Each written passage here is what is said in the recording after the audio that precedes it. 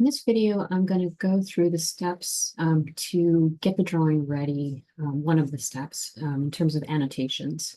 This video is going to focus on the column grid. Now, when we began this project, we set up a 5-foot grid to help us in working out the layout and determining sizes and relationships of things.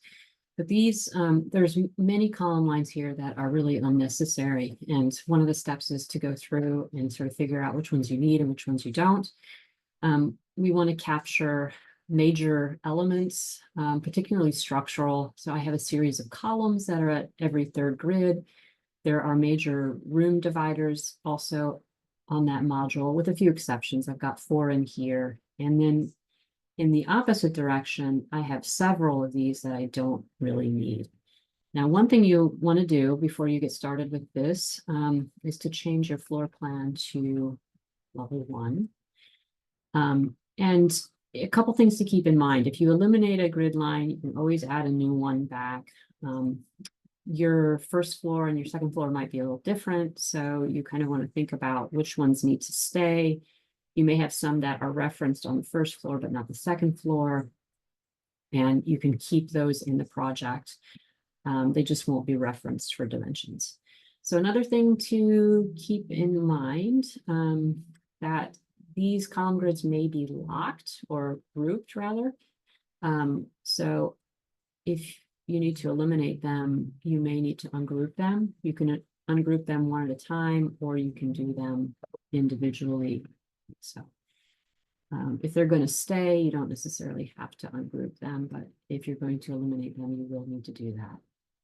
So I'm just going down the line here. And we're not going to worry about the specific numbers at this point. We're just going to eliminate the ones we don't need, and then we will come back and renumber them in a logical manner without skipping numbers and that sort of thing. So I'm going through here, ungrouping, and now I'm going to proceed with eliminating the ones that I don't think I'm going to need. And again, I can always add them back. I'm going to get rid of 2 and 3, 5 and 6, 8 and 9, etc. I'll go down the row here. And when I get to this place where I have my elevator, I'm going to eliminate the middle one, but I'm going to keep these 2. And I'll continue doing the elimination. Now, in the lower part of my project, I may need some of those back. So I'll just make copies if that's the case. East-west direction. Don't really have anything that I need to measure inside the units, but I need one for the perimeter wall here and here. The one thing you want to make sure you have is a column line every grid, or I'm sorry, every perimeter wall. So I'm going to move this over 5 feet. And in terms of the parking, I don't really need parking, but any architectural elements like stairs, it would be helpful to have. And this is I don't need that one. I have a column line here, so I'm going to keep 64. And I can get rid of a bunch of these through here.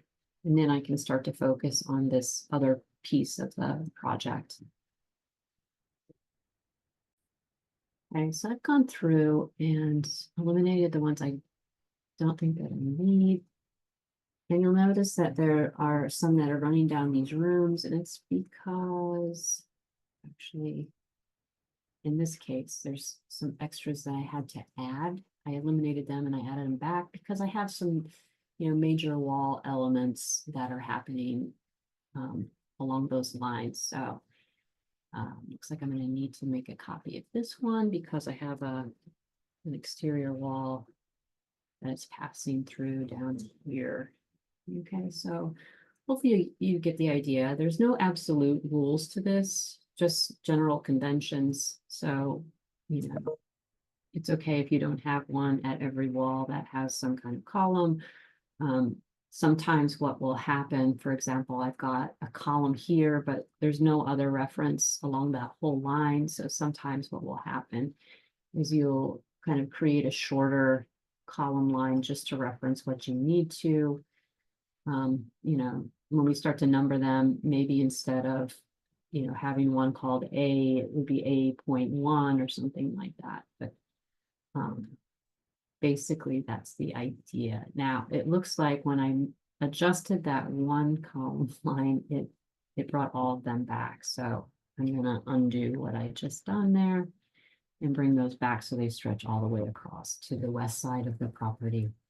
And then one thing you want to do is go to your second level and, just make sure that you've got good coverage.